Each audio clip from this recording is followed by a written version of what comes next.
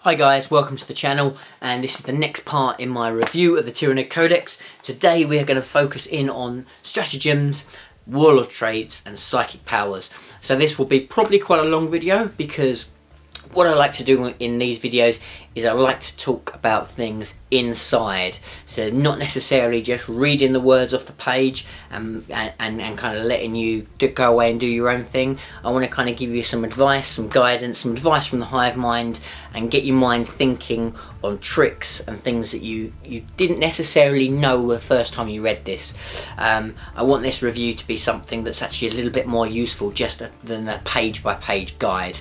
So hopefully this will be good and fun for you.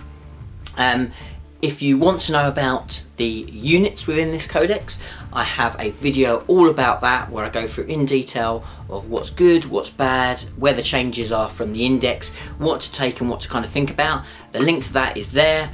And I also have a video that's based much more on the hive fleets themselves, the ways to build the hive fleet, the ways we talk about your playstyle and how that affects what choice of hive fleet you go for. And that video, there's a link for it there as well. So hit those and watch those. But in this video, I'm going to focus in predominantly on the stratagems because that's where the meat and potatoes of this codex is found, in my opinion. But we'll also talk a little bit about psychic powers, and we will talk about warlord traits as well. So hopefully you enjoy this video. If you do enjoy this video, please do like it for me. Put your comments as you go through, what you like, what you don't like. Please sub if you haven't already subbed, it helps me tons. And yeah, so let's just dive straight in. So we're looking at the stratagems, and I'm going to talk through all of them. Some of them it'll be pretty much a whistle stop, and the ones we want to kind of talk to and talk about, and we want to talk about the detail and get really kind of in there and find the hidden gems in there, we'll talk a little bit more. So we'll start off with the psychic barrier. Psychic barrier, that's a good start. Psychic barrage, right. So we'll start off with the psychic barrage. So the psychic barrage is a unit specific stratagem, and I'll read it to you first and then we'll talk about it. So use this stratagem in your psychic phase if a zoanthrope unit from your army consisting of 3 models is within 6 inches of 2 other such units. If you do so, the zoanthrope can't take any psychic tests this phase. Instead, select a point on the battlefield within 18 inches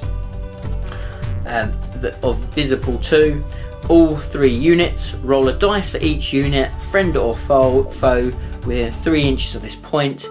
Add 1 to the result if the unit being rolled for has 10 or more models, but subtract 1 if the unit being rolled for is a character.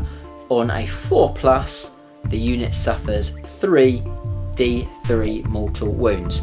So this is very powerful, very, very powerful, and it only costs 1 CP. So look, the simple fact with this is zoanthropes are very, very good. Zoanthropes are good, and we spoke about them in the review, and they are a solid unit, and they've got slightly better in this, and neurothropes are insanely good as well. But are you going to have 3 units of zoanthropes? I'm not so sure you will. So I think predominantly this is not going to get used for that reason alone, because I don't think the value of 3 units of zoanthropes is worth that payoff. In my mind, it's worth trying, and if you tried it, let me know and tell me how you got on. So we jump on to the next one, is Caustic Blood. Now I really like this one, so we'll talk quite a lot about this one. So use this stratagem at the start of a fight phase. Select a Tyranid unit from your army, roll a dice whenever a model in that unit is destroyed in this phase. For each roll of a 6, the enemy unit that inflicted that final wound on the model suffers a mortal wound after all their attacks have been resolved. So this is great. So what this one's very, very good for, this is very, very good for if something attacks your little bugs in combat. So you've got a big screen, and they've got an army that let's talk about something like Berserkers, for instance, that are very good at kind of jumping down from all their different methods, whether it be warp time, whatever it might be. They're in your face. They need to kind of smash through your line to make sure that the other juicy stuff can get hurt by all the rest of the fire from the army, or wherever it might be. So we know these Berserkers are going to literally annihilate 30 gaunts without too much trouble. You pop this at the beginning because you can work out that those Berserkers are going to go through these guys pretty quickly. You pop this stratagem, and now potentially, yes, these gaunts are going down, but actually a unit of gaunts is not very expensive. Even 30 gaunts is not going to break the bank. But actually, if you've managed to pop 6 or 7 Berserkers because you've rolled 30 dice and got 5 or 6 sixes, I tell you what, that's going to hurt them a lot, and suddenly that scary unit's not looking quite so scary. So it's very good. And the same if actually you're going to charge something. So you're going to charge something, you want to do some damage, then they're going to pile back and try and hit you back and hurt you. So not only have you done damage first of all in your charge, then when they kill you, there's potential of you doing more mortal wounds and more damage to them back. So I really like this, and this is one you can really surprise people with. You kind of throw it on, you go, look, caustic blood, and they're like, oh no. So it's only 1 CP. I think it's a really fun one. It's good. Got to pop it at the right time, got to know when the right time to do that. But it's really good. I really like that. But the big thing with it is make sure you always remember you've got to do it at the start of the fight phase. So you've got to bear that in mind, but really powerful. So we'll jump on to the next one. The next one is Rapid Regeneration. Pretty simple, this one, but good. It's 2 CPs. So use this stratagem at the end of your movement phase. Select a Tyranid model from your army. It regains D3 wounds lost earlier in the battle. So great. This one's awesome for your big bugs, for your Warlord, for whatever it might be that you really want to kind of survive. And if you really want this to work, make sure you're kind of almost planning in 3 CPs for it, because basically what you'll probably want to do is if you roll that 1 or 2 and you don't want that, you can use just a standard reroll, because you can use as many rerolls as you want in each turn. They've just got to be different stratagems, so don't get confused with that. And then you can reroll that dice to see how many wounds you get back. So I really like that. Very good. 2 CPs, quite expensive for D3, but actually those D3 could be game changing if that's your big Warlord, Hive Tyrant, whatever it might be, Swarm Lord. I think it's very good. I think it's very good. So the next one is called Scorched Bugs. And this is another very powerful one, and a hidden gem in there. So use this stratagem when a Tyranid unit from your army is selected to attack in the shooting phase. You can add 1 to all wound rolls made for this unit's flesh borer hive attacks in that shooting phase. So flesh borer hives, so first of all let's kind of discount that to a degree. Flesh borer hives, not that great. We thought they were good to start off with in the index, but actually the reality is with the ropey ballistic skill of the Tyranid, there's much better ways to go, particularly now the acid spray and the rupture cannon are so good. They were fun, they weren't a bad anti-infantry kind of weapon, and now wounding on 5s rather than 6s or whatever it might be, you know, you +1 to that wound roll anyway. So it does make them better, makes them more effective. But where I think this comes in really well is this comes in great for your gargoyles, particularly. Gargoyles I thought were a real hidden little gem on this, and I'll explain to you why. I'm just going to go onto the gargoyle page because I think this is one that potentially people could have missed, and it'll really kind of make these gargoyles really kind of sting. So, Hail of Living Ammunition. So if a unit contains 20 or more models, you can reroll wound rolls of 1 when it shoots. So you think you've got +1 to wound anyway because of you've popped the Scorched Bugs, and then you're rerolling 1s. So you're much more likely to get quite a few wounds from your gargoyles with this. So for just 1 CP, I think this is going to make gargoyle shooting when they jump down very effective, very useful. Obviously still hitting on 4s, but actually you've got enough of those gargoyles shooting in. Hits that do get through, there's a very good chance that they'll find their mark. And not to be underestimated is weight of dice is always a great tactic. So I like that one. Obviously it's good for your termagants as well, but great little stratagem. Next one is feeder tendrils. Now this one is very situational, but can be useful, and one to just kind of keep in the back of your mind because it's only 1 CP and can be very good. So use this stratagem when a Gene Stealer, Lictor, Toxicrene or Venomthrope from your army kills a character in the fight phase. Gain D3 command points. That's crazy good. So now let's be honest, so you'd love the Lictor to be jumping in there and hiding away and getting close. He's probably not going to, because your player's probably going to be a pretty poor player if he's allowed a Lictor to kind of get in your backfield and get your characters. It might happen, but it's probably unlikely. What this might well happen is this will probably be Gene Stealers getting through to characters after they've taken out the screen, and that's very achievable and very likely to happen in quite a lot of games. So you've got to kind of keep this in your back of the mind, because you think, oh, actually, you know, this might not come into the game early game, but actually if those Gene Stealers override and get through that screen and then hit into some support characters, you pop this feeder tendrils and suddenly you might be able to get some really key stratagem points back. You know, if you get 2 or 3, those 2 or 3 points could win you the game with key rolls later on, or pop you another stratagem that's very useful. So not to be underestimated, very situational, probably won't happen often, but you never know. Implant attack is the next one. So use this stratagem after a Tyranid unit from your army fights in the fight phase. Roll a dice for each enemy model other than a vehicle that was wounded by any of the unit's attacks and is not slain. On a 2+, the model suffers a mortal wound. So again, very situational, but where this comes into play, and again, Gene Stealer is a great example of this. So if the Gene Stealer unit has gone in against some elite multi-wound models, you know, for instance, to be fair, it's probably not going to be Primus Marines, because Primus Marines will probably die anyway from the Gene Stealers. But let's say something like the Wraith constructs, you know, so the Wraith Guard, the Wraith Blades, those are really good units, very solid, multiple wounds. Potentially those Gene Stealers have done a bit of damage. Pop this and suddenly, let me just read when you do it, after a Tyranid unit, so you do it afterwards, so you can kind of see how sort of damage, potentially, you know, you get an extra wound off. It's not that amazing, to be honest, when you think about it, because you probably, it's only a model, it's only a wound. To be honest, it's probably not worth taking. You're not going to be, because you're not going to be doing it off loads of models. So it's, thinking about it now, I would say probably not one that's going to do much work.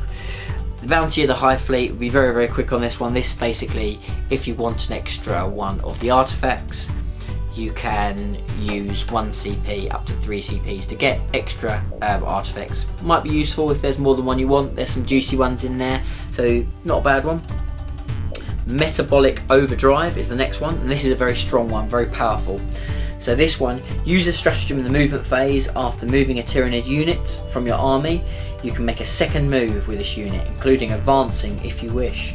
But when you do so, roll a dice for each model in the unit. For each roll of a 1, inflicts a mortal wound on the unit. The unit can't shoot or make a charge move this turn. So this is very good just to get your guys even closer into combat. It's a little bit of a risk reward, but it's great at really piling on the pressure. There's also some little tricks with this. So certain units, i.e. spore mines, don't need to charge to detonate. They just need to be within the right range. So if you can kind of make it work, potentially you can get your spore mine into explode range much quicker and more effectively than you would normally. Now you might think, well, that's not really very important, but if you've got a unit of multiple spore mines, particularly the bigger spore mines, then you've got some real danger on your hands, and actually the ability to kind of put out quite a lot of mortal wounds. So one not to be underestimated, is a very tricky little one, and you need to kind of use it on the right thing at the right time, and there is a little bit of risk there, but it is pretty powerful. It's pretty powerful. I don't think you can use it on Gene Stealers and then charge because of the wording. For me, it's pretty clear. I reckon there's probably arguments there that people would say that because the Gene Stealers can still charge after advance, that some way there's a gap in that wording. I don't like that way of kind of thinking about things personally. To me, it's quite clear that that's not the intention. So, you know, we'll see. I don't think it's possible personally. That's I'll put it out there. If you disagree, put it in the comments. If you think the Gene Stealer can use this and still charge, let me know. So the next one is one of the most powerful stratagems by far. And this is single-minded annihilation. And this is great. So basically any infantry unit can then shoot again. It's 2 CPs, but that's very powerful. A lot of the some crazy shooting units, and what I'm talking about with that, Bivors, the ability to dish out mortal wounds to be able to shoot again is very good. Also Hive Guard, possibly one of the best units in the book, really find their mark with a second round of shooting. And also the beloved Devil Gaunts, so your Termagants with Devourers, being able to shoot that many shots twice is not to be sneered at. This one works incredibly well teamed up with Kronos, because if you're re-rolling ones as well, that's a hell of a lot of power, a hell of a lot of shooting. So 2 CP, you're going to want to use this most games. Very, very good, particularly if you've got any level of shooting in your army. Obviously it's only infantry, but still very good. Next one's called Grisly Feast. Use this stratagem in the morale phase. Select a unit of Rippers or Haruspecs from your army. Your opponent must add 1 to the morale tests taken from enemy units that are within 6 of this unit in this phase. And this is great, you know. So Haruspecs you're generally not going to use that often, to be fair, but what you will have a lot of is you'll have a lot of Rippers. The reason why you have a lot of Rippers is because you want to fill up battalions and you want to fill up brigades with Tyranids to get access to all these juicy stratagems. And actually, if something else in your army has done a massive amount of damage, to pop this stratagem just to make it even more effective, that you're going to cause extra wounds to that unit because they're going to fail their morale test by further, is a nice little one to go with. Potentially as well, when it will really come into play is if you've got a situation where you've still got quite a lot of CPs, your opponent's completely run out of his, you've done enough damage basically to kill off his unit. That swing could be crucial, but actually he's got a small slimmer of chance to get the roll, to roll that kind of 1, so he doesn't. Well, then you crack this stratagem, he then auto fails, he's got no CPs to auto pass it, and then he loses that unit. Very, very good. You think against something like Necrons, potentially, where it's so key for them to have 1 guy left to give them a chance to come back. Something like this could well see them off and be really game changing. The next one is called Pathogenic Slime. Use this stratagem in your shooting phase. Select a Tyranid monster from your army. Increase the damage of its attacks by 1 for this phase. Very, very good. You know, just think about this for a second. So you've got an Exocrine that already does 2 damage a pop. Suddenly going up to 3 damage a pop is crazy. It is 2 CP again, but if you've got something that you really want to kill and you've got some of your multi-damage weapons, this is going to make them really, really sting. But also, to a lesser effect, if you've got something that just shoots a lot. So if you've got like a Hive Tyrant with Twin Link Devourers, 24 shots, but actually if they're suddenly doing 2 damage each, even with the guys having the normal save, that's still very powerful. So I think this is a really good one, and one definitely you want to be looking at using at the right time to see off key units. The next one's Sporefield, and I really like Sporefield. It's very expensive at 3 CPs and will cost you points as well, because you are going to need reinforcement points for it. But it's a really tricky and clever stratagem. So what it does is use a stratagem after both armies have deployed, but before the battle begins. You can add up to 2 units of spore mines to your army as reinforcements and set them up anywhere on the battlefield that is more than 12 inches from enemy models. So this is great at defending your base, but also putting additional pressure on your opponents, because you can put in a wall of 6 spore mines, which is what it's going to be, because it's 2 units. So that's 6 spore mines that you can put a little line on, or whether that's stopping something from getting into your deployment zone, deep striking in, or whether it's pinning in your opponent a little bit. Both very effective tactics. They've still got to deal with these spore mines, because ultimately they're going to do mortal wounds to them if they just leave them alone. So they're a great little distraction, a great little thing to kind of pin in your opponent or defend your own deployment zone. I really like them, and I will be considering spore fields in potentially quite a few of my lists, because I think where the game is at the moment, that alpha strike and being able to get units at you very early on, this really stops that or slows that down from happening. So I think this is a really effective one. But 3 CPs is expensive, and you're going to need to bring back, it says you can add up to 2 units, and I think you would want 2 units, and that's going to be 60 points in reinforcements to keep. But there's something cool about that as well that we'll go on to in a minute. So the next one is Invisible Hunter. So this is a unit specific one again. So use this stratagem in your movement phase. Select a lictor from your army that is within 1 inch of an enemy unit. That model can fall back, shoot and charge in the same turn. It's alright. If you were desperate to do that, you'd probably do it with Kraken for free, because a lictor doesn't have an incredible shooting anyway. It's not that great. It's one of the poorer ones, to be fair. Even if you had a lictor based army, it's not very good. We go on to the next one, which is Power of the Hive Mind. Use this stratagem at the end of your psychic power. Select a Tyranid psyker unit from your army that manifests a psychic power this turn. It can immediately attempt to manifest 1 additional psychic power this turn. So look, this one is quite situational as well. It's going to be generally psykers that have got a couple of powers, because otherwise it's going to be pretty redundant. I suppose you'll probably have smite as well. Yeah, everything will have smite as well as something, so it's not terrible. It's good if you've not got many psykers in your army, because potentially you've got that Hive Tyrant that wants to smite, but also has 2 crucial powers it needs to get off. Crack this stratagem, and you can use that stratagem to get that smite off. So I do like it. I don't see it coming up very often, but you never know if you need to get that killer smite off, but actually you really need to get kind of catalyst or something else off. It might be useful. The next one is Pheromone Tail, and I like this one. This is tricky. It's 1 CP. Use this stratagem when a Tyranid infantry unit from your army is set up on the battlefield as reinforcements.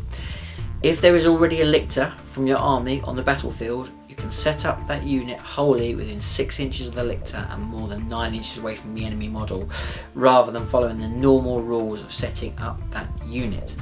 So this is a funny one. So I think this has been very good for your spore mines again, because you could drop them in, do that, and then potentially apply some pressure on. Most of the other units are going to be able to drop within 9 inches of your opponent anyway, so it's probably not the be all and end all. But still, it's a little tricky one. Potentially you can apply some pressure on. It's not a bad one. I'd love to know how you guys use it. So the next one is Death Frenzy. Use this stratagem when a Tyranid character from your army has been slain. The Hive Mind compels it to have 1 final attack, and it can immediately either shoot as if it were in the shooting phase, or fight as if it was in the fighting phase before it is removed from the battlefield. So, you know, this is not bad at all. This would be very good on, what springs to mind is a Broodlord, because one of the issues with this is some of your bigger Tyranid characters like a Trigon Prime or a Swarm Lord or a Hive Tyrant, they'll be on their most degraded profile, which means that even with that additional attack, they're probably not necessarily going to do that much damage. To be fair, the Swarm Lord probably still has a good chance of doing some work, but the Broodlord doesn't deteriorate with his profile, so he'll still be hitting just as viciously. Shooting wise, Again, it's not a bad one if you've got a Hive turret with twin link devourers. Pop this, boom, suddenly you're doing another 24 shots to that enemy that shot at you. I like it, I think it's good. It's 2 CPs again, so it's quite hefty on the points, so you'd have to make sure that it's not a throwaway one. It's a unit that you really want to kind of do that last minute damage before it dies. Next one is we've done Death Frenzy, sorry. Next one is Overrun. Okay, so Overrun, use a stratagem when a Tyranid unit from your army destroys a unit in the fight phase, and is not within 3 inches of an enemy unit. Instead of consolidating, that unit can move and advance as if it was in the movement phase. It cannot move within 1 inch of an enemy model. So this is great. I mean, this is almost harks back to the days of sort of 3rd edition, where you could kind of consolidate from combat to combat, and with things like carnifexes, and it's great to kind of apply some more pressure, and that's what it's great for. You know, basically that's what you're doing. So you've broken through the line, and then you want to kind of put more and more pressure to make sure that they've got to deal with you, or you're gonna be in their face again. It's 1 CP again, so it's not extremely expensive points wise. You've just got to make that kind of decision whether, if it's a blocker unit that's potentially blocked you and then you need that kind of move and advance, it's not a bad one. I mean, I think, like, for instance, Gene Stealers, so if they've got infiltrating units that you Gene Stealers first turn charge from your deployment zone, which is really easy to do, and then you pop this, and then those Gene Stealers then have springboarded that much further towards your opponents. That could be very, very useful. So it's going to be situational, but it's quite a fun one, and something that your opponent probably won't know what's hit them. Suddenly your unit's got that much quicker. Ferocious Appetite is the next one. Use a stratagem in the fight phase when a Tyranid monster or character from your army is chosen to attack. You can reroll failed wound rolls for that model until the end of the phase.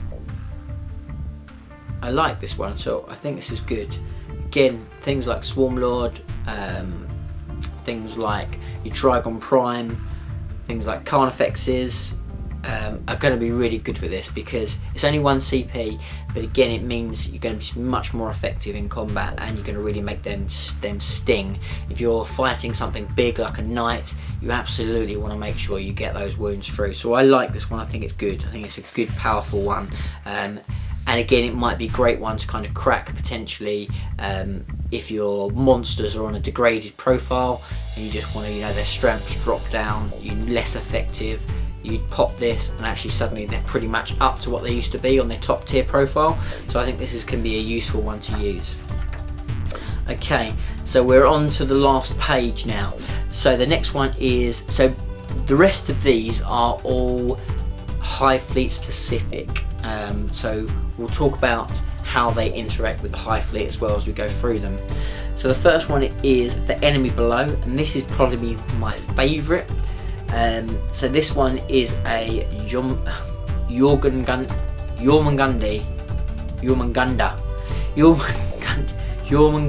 stratagem. So use this stratagem when you set up a Jormungandr unit during deployment. It is set up within the tunnels below the battle.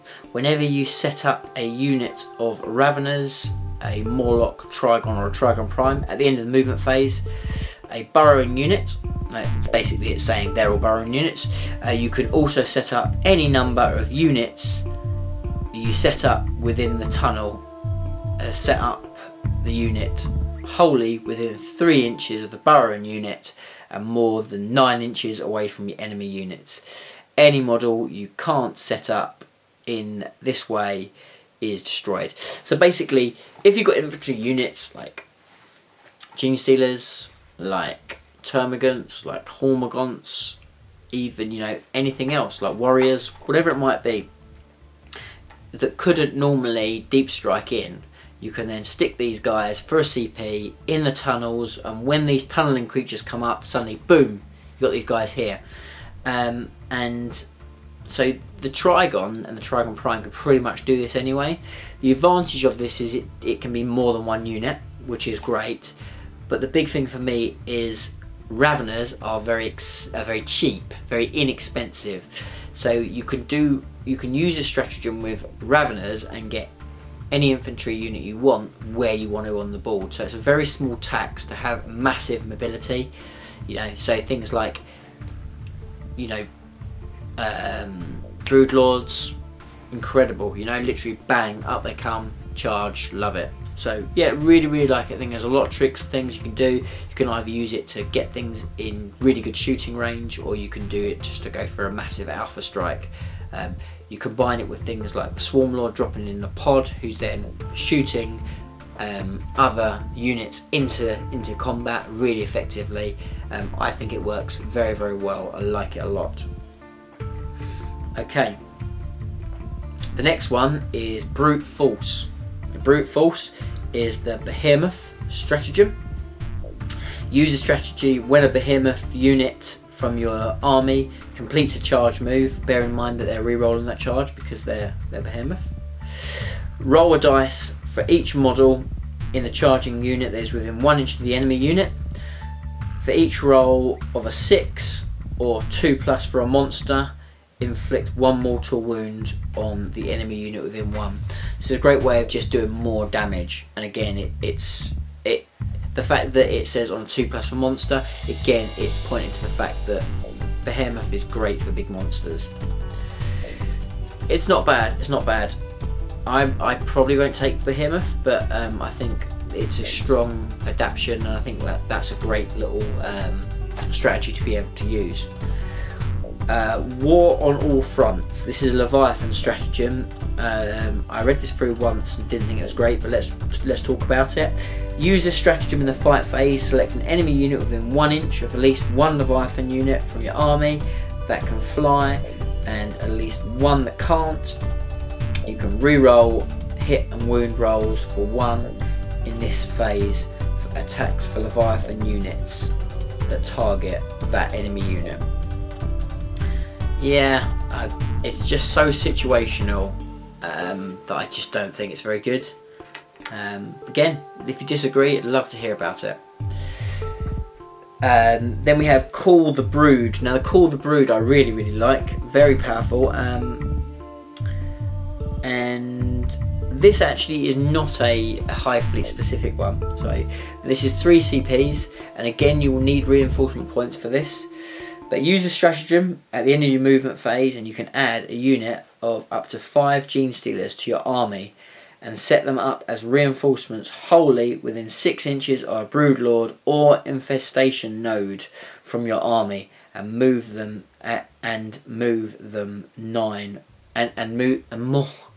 more than 9 inches away from an enemy model. Help if I put my teeth in.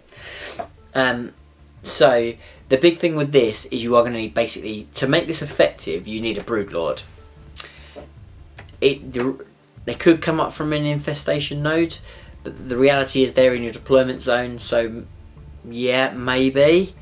But so I suppose they could pop up, but it's unlikely to have any use at all in your own deployment zone. I'm going to put it out there.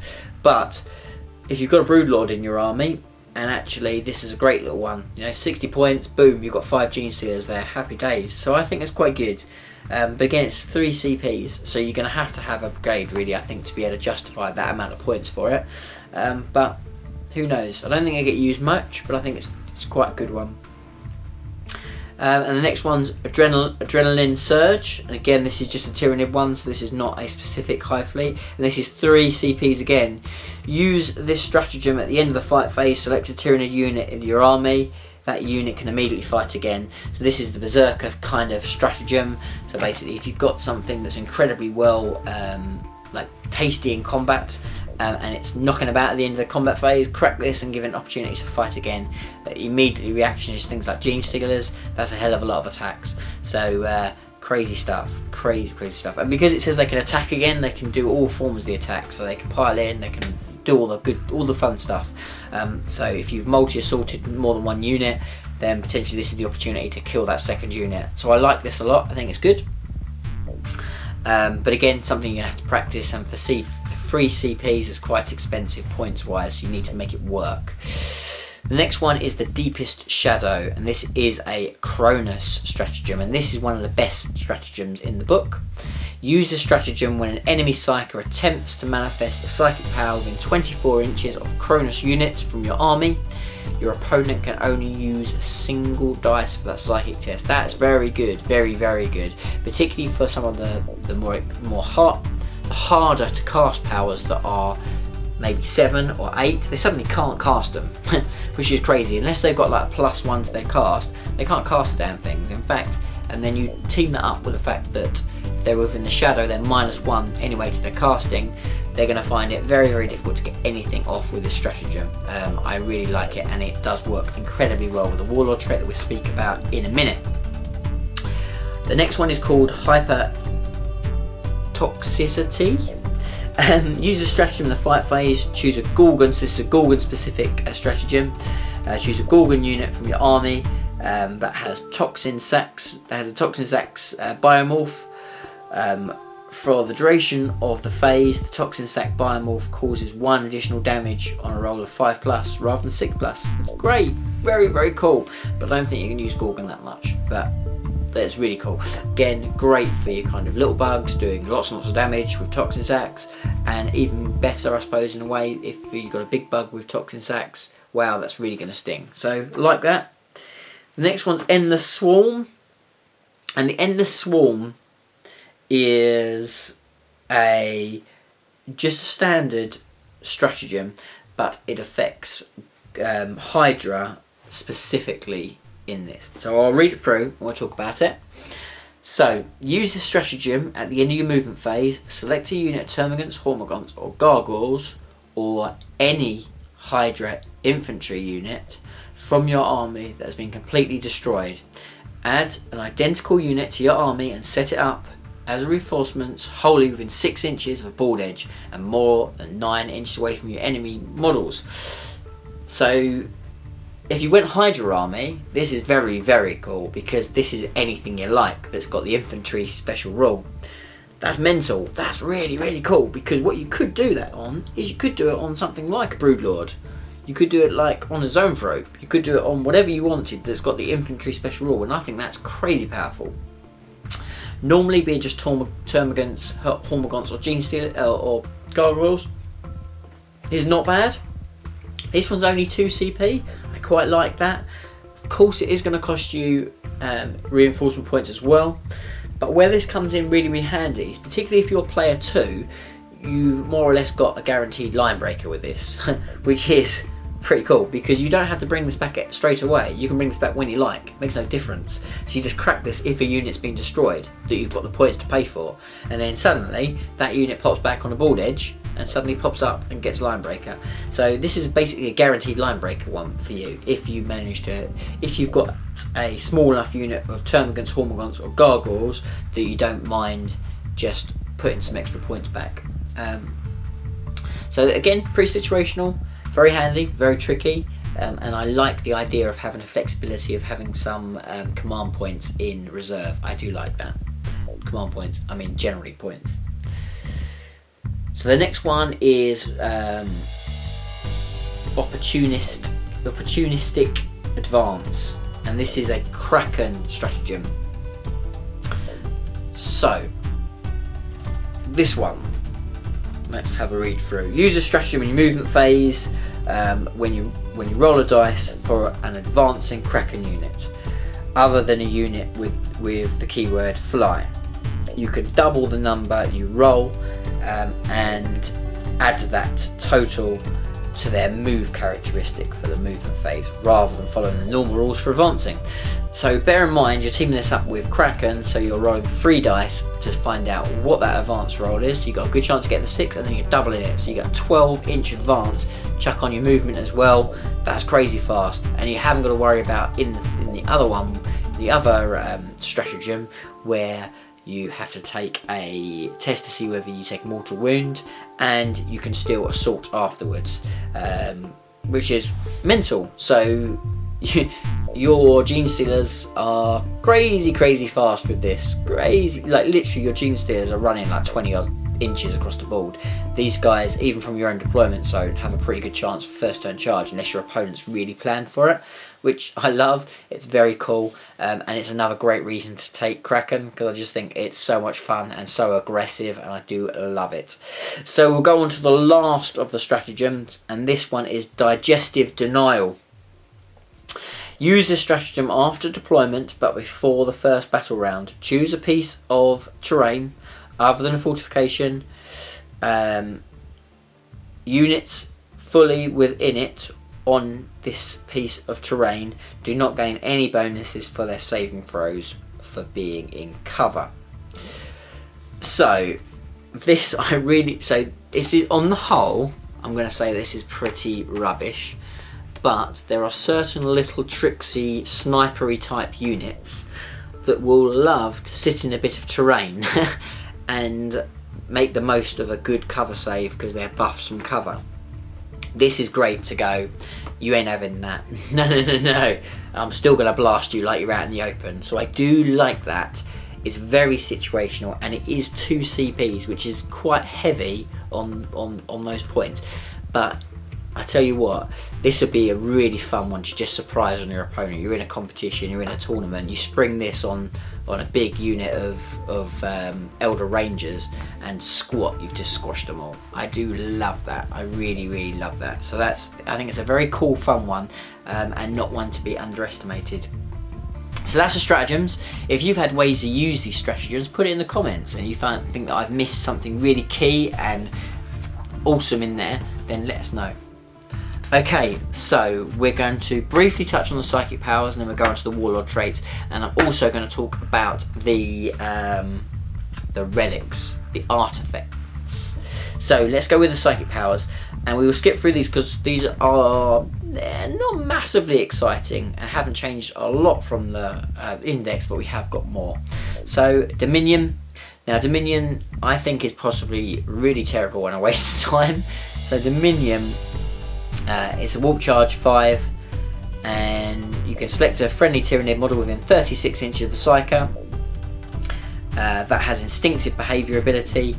Until the end of the next psychic phase, that unit ignores instinctive behaviour ability and automatically passes morale tests.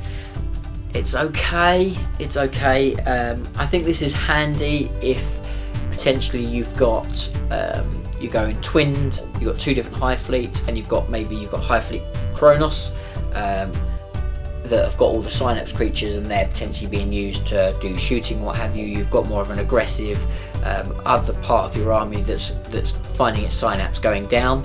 This is great to kind of stick on a unit and know that it's not going to worry about that instinctive behaviour. So it's okay, but I think it's pretty poo on the whole. It's okay, but it's not really. I don't think you're ever going to use it. Synapse is so easy to get now. I can't see this being useful. That's my opinion. I think it's all kinds of pretty naff. So Catalyst is one of the best. Catalyst hasn't changed. It basically gives you cast on a unit within 18 inches, and that unit has a 5+ to ignore damage after its standard save. So it's like the old Feel No Pain from 7th edition. But very cool. Catalyst is something that's been with us for a while. It's a great power. You're always going to generally have that on one of your psychic bugs. The Horror, I like the Horror. So the Horror is warp charge of 6, and you select a unit within an enemy unit within 24 inches, and until the next psychic phase, that unit must subtract 1 from its hit rolls and its leadership characteristics, which I like. Really cool. So it's great, particularly if you've got something that's very hard hitting but only hits on 4s. Suddenly it hits on 5s, and you'll be surprised how much survivability your bugs suddenly have. So the next one is Onslaught. Onslaught is one of the ones, it's a very tricky power, but it can be very situational, can be good. On the whole, I don't like it, but there you go. So Onslaught has a warp charge value of 6. If manifested, select a Tyranid unit within 18 inches of the psyker. That unit can shoot this turn, even if it advanced, without suffering any penalties to hit rolls for moving, shooting heavy weapons, or advancing and shooting assault weapons. In addition, that unit can charge this turn, even if it advanced, though not if it fell back. So this one can be quite good. You know, you want like your opponent's measured out to make sure your heavy weapons are out of range. That X grind's got to move. You then go, oh, I'm gonna have to move and range you. Your opponent's rubbing his hands because he knows you're on all sorts of minuses and you're not going to hit him. Cast onslaught on that unit and suddenly they're just as effective as if they stood still. So it's not bad at all. It's okay, you know, and it might get you that key charge, I suppose. It's very situational. I've not found it very useful so far, but again, if you have, then I'd love to hear how you use it and how it works really well for you. So next is Paroxysm. Paroxysm's another one of the new ones, and this is Paroxysm has a warp charge of 5. If manifested, choose an enemy unit within 18 inches of the psyker. Until the next psychic phase, that unit can't fight in the fight phase until all other units that are able to have done so. If the target has this ability to allow it to fight phase, basically you roll off for it. Yada yada yada yada yada yada yada. So this one is okay. The problem with it is quite often the time when this would be handy is when your opponent charges you, and this is done in your psychic phase. So it's okay. It's not the best, let's be honest. It's another one it could be so much better. It's really not that great. So the next one is Psychic Scream, which is one of the best ones. This is an offensive power. This one, again, you pick a unit within 18 inches. It's warp charge 5, which is great. That unit suffers D3 mortal wounds, so like a smite. But the nice thing about this, in addition, if the unit has the psychic keyword, roll 2 dice. If the result is higher than their leadership characteristic, randomly select one of their psychic powers. They can no longer use this psychic power anymore. And that's great. So, you know, you've got a unit that's really dangerous and it doesn't have many psychic powers because you've only generally got 2 or 3. Then this is great at potentially getting rid of that key psychic power. So it could be a lot of fun, and will definitely put a bit of pressure on your opponent. This is one that you tell them what you're taking, because you're going to anyway, so you tell them what you're taking at the beginning. You go, this is exactly what it does, and it puts a bit of a fear factor in. If they've got that key psychic power, they ain't going to want to be 18 inches away from you. So I really like that. It's a very cool one. You can use it quite tastily with the horror, because you can make their leadership worse and then you cast that on them, so they fail it a lot easier. So their psychic powers, they're okay, they're not awesome, they're just kind of average. So the horror and the catalyst and psychic scream are your key ones. They'll all have their place, but they're not earth shattering. But I think generally in 8th edition none of the psychic powers are very, very, very good. They're all average, and I think that's kind of purposely done so the psychic phase does not break things. Okay, so let's talk about the artifacts. We've been going for 40 minutes now, so we'll try to make sure this is quite brief for you guys, but I want to kind of tell you all the juicy stuff. So the first one is Scythes of Tyranid, and this is for Behemoth units. It's basically a melee weapon. It replaces Monstrous scything talons, so your model has to have Monstrous scything talons, and obviously it has to be a high fleet Behemoth as well. And that unit then goes to having +1 strength, -3 AP, and damage 3. This model can make 1 additional attack with this weapon each fight phase. In addition, each time you make a roll of 6 for this weapon, you can make an additional hit roll. These additional hit rolls can't generate further additional hit rolls. It's okay, it's not bad.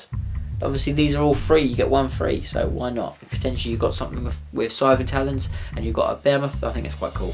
The Yumgal factor, which is the next one, and this one basically, at the beginning of the fight phase, you roll D3, you roll a D3 for the model with it, and then they can get either +1 strength, +1 attack, +1 toughness. It's okay, it's not bad, quite like it. Next one's a Reaper of Obliterex, which is a very, very cool, cool sort of name for a pretty iconic now artifact for the Tyranids. And this, it has to be a model with a lash whip and a bone sword. So it has to have, yeah, a Lash Whip Bone Sword or a Lash Whip and Monstrous Bone Swords only. So add the following to the weapon's abilities. On a roll of a 6+, this weapon inflicts double damage. It's not to be sneered at, it's not earth shattering, it's okay. I don't think many people are going to be rocking with that particular loadout anyway, but you never know. The next one's called Chameleonic Mutation, I think that's how you say it. And this is for Kraken models only. Your opponent must subtract 1 from all hit rolls and ranged weapons targeting this model.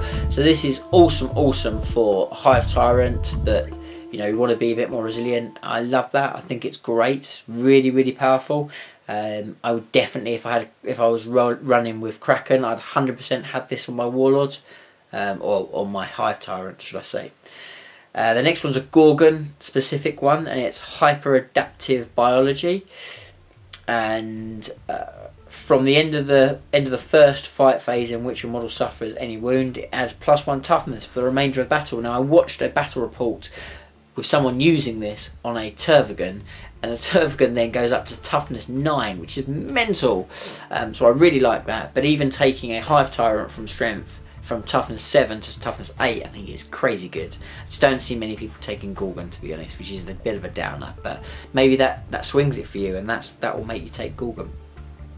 Next one's Slayer Sabers, and this is for Leviathan, and it has to be a model with bone swords only. And the Slayer Sabers replace the model's monstrous bone swords, and they have the profile of range melee, type melee, strength user, -2, damage 3. And the abilities, the model armed with the Slayer Sabers can make an additional attack with them in the fight phase. In addition, if an infantry or bike model suffers damage from this weapon and is not slain, roll a d3 at the end of the fight phase.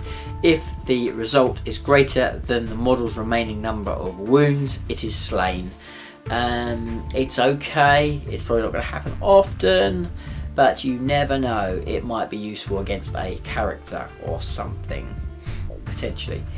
Slimer Maggot Infestation, I love the name. This is a Hydra only artifact, and you replace the 2 Death Spitters with Slimer Maggots for this, and they go to then 24 inches, assault 6, strength 7, -1, damage 1, and you can reroll wound rolls with this weapon. That's pretty much it. It's nothing special, not a great one, that one.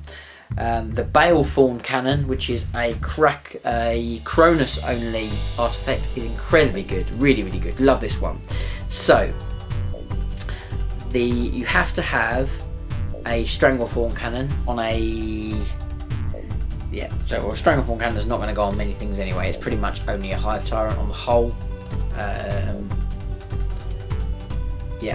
So, and what happens with this, basically the profile change, 36 inches range, assault d6, which is the same, strength 7, -1 AP, 2 damage, but you can add 1 to the hit rolls of this weapon when attacking units that are with 10 models or more, and invulnerable saves cannot be taken against this weapon. Love that. Really good, really powerful, because that is great at going after big stuff with nasty invuln saves.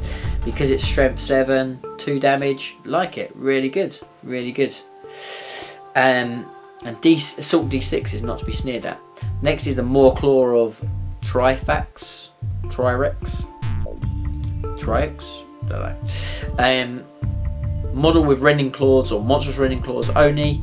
When the model slays an enemy model in the fight phase, you can reroll failed hit rolls for all subsequent fight phases for this model. So it basically gives them a preferred enemy after they've killed something, more or less, which is cool. Norm Clown is basically, it just ups your synapse range, so that means that nobody takes instinctive behaviour within 30 inches of the model.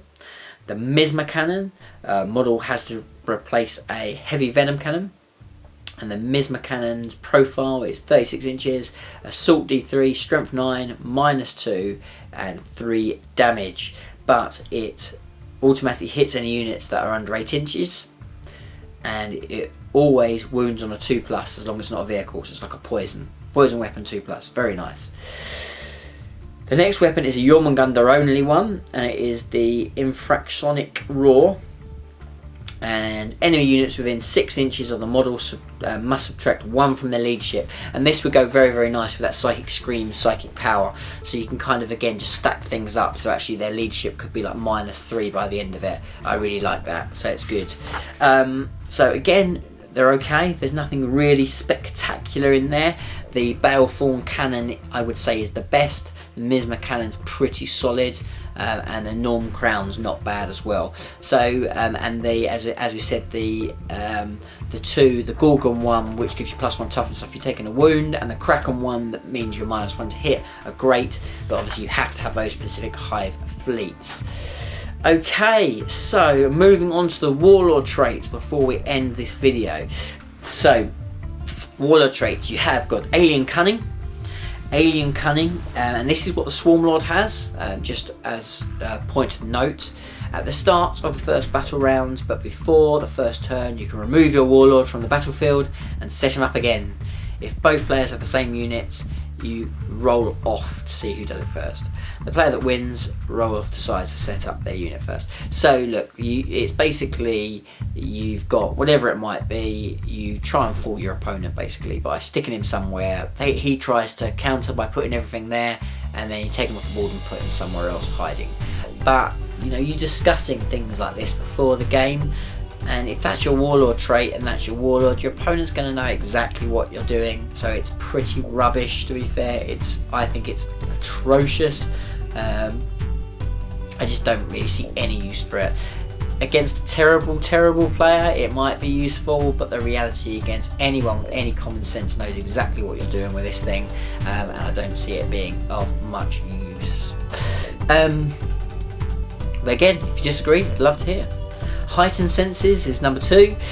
Your Warlord never suffers any penalties to hit roll, although they still only hit on rolls of 6 on Overwatch. This is pretty cool for your heavy weapons, so things like, you know, your Venom Cannons, your Stranglethorn Cannons, on your Hive Turrets, it can be useful. Not too bad there at all. Synaptic Linchpin. Add 6 to the range of your Warlord Synapse range. It's not bad. Again, if you're lacking Synapse in your army, then having a +6 is not to be sneered at. Mind Eater, I love Mind Eater. Each time your Warlord slays an enemy character in the fight phase, choose a friendly Hive fleet unit within 3 inches at the end of the phase. That unit can move and advance if you wish, as if it was your movement phase. That's really cool. You just go and be a nuisance. So I like that. Instinctive Killer. At the beginning of the battle, but before the first turn, choose an enemy unit. You can reroll failed hit rolls for your Warlord for attacks targeted against that unit. So it's kind of like their keyword in their profile. So the examples they give here is, you know, like a squad of intercessors or whatever it might be. Anything with that intercessor, you'll get that preferred enemy against, which is not bad. It's not awesome. It's not bad. Adaptive Biology. At the end of the first phase, in which your Warlord suffers a wound, for the remainder of the battle, when inflicted damage upon the Warlord, reduce damage the attack by 1. So this is cool. You pair this up with, you know, other ones that are around taking damage, i.e. the +1 toughness. It's quite cool. And then we have some Hive fleet specific Warlord traits so you can pick. So you've got Behemoth one. Each time you make a wound roll of 6 by your Warlord in the fight phase, it does an additional 1 damage. Not bad. Kraken. Each fight phase you can pick one friendly Kraken unit within 6 inches of your Warlord. That unit can fight first in the fight phase, even if it didn't charge. That's cool as well, like that. Leviathan. Once per battle round, you can reroll a single hit roll, wound roll, damage roll, advance roll, charge roll, saving throw made for your Warlord. That's quite cool. Again, pretty situational. It's only on one model. It's like the salamander thing, but for just your Warlord. So it's okay. The Gorgon one, Lethal Miasma. At the end of a fight phase, roll a d6 for each enemy unit within 1 inch of your Warlord. On a roll of 4+, that unit suffers a mortal wound. Again, not bad, not bad. Jormungandr. Enemy units never gain the bonuses for their saving throws for being in cover for attacks made by this Warlord, and friendly Jormungandr units within 3 inches of the Warlord. It could be good, it could be good. Just I suppose if your Warlords, let me just see where it says. Yeah, so if your Warlord's like say a Malumthrope for instance, and the Malumthrope's sitting there kind of babysitting your artillery pieces, they're all within 3 inches of him. If they're depending on cover, then that's going to be really effective. Again, use the Rangers example. You can cause an awful lot of trouble to them Rangers, so that's quite cool. I like that. Then you have Hydra, Endless Regeneration. At the beginning of each turn, roll a dice. For each wound your Warlord has lost on a roll of 6, your Warlord regains it. That's cool, very cool. And Kronos, by far the best Warlord trait. Whenever an enemy psyker fails a psychic test within 18 inches of Warlord, they suffer D3 mortal wounds. Now you pair that up with the fact that you can also use their stratagem, that then is they roll 1 dice. They're failing quite often and you're causing them lots of mortal wounds, so I love that one a lot. It's very, very good. And that's the Warlord traits, and that is the end of my review of this book. So hopefully you enjoyed it, and that's not been too drawn out. We've been going over an hour now, but hopefully you've enjoyed it and you've taken something from it. If there's stuff I've missed or there's something you'd like to know, do put it in the comments, or you can contact me over on my Facebook page. You can find me over at Aceface and chuck in if you want to. I'm pretty good at getting back to people. Just send me some messages. I can talk through whatever it is. I'm quite happy to kind of open up channels and help out any of my subscribers. But as always, thanks for watching, guys, and I will see you in the next video. Bye for now.